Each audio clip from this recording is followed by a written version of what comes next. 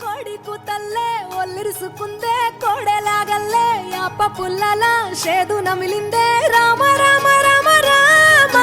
తలకు పోసుకుందే నా నేల తల్లే అలికి పూసుకుందే ముగ్గు సుక్కల్లే సద్ది ముటల్లే సగబెట్టుకుందే బాయి గిర్కన పల్లె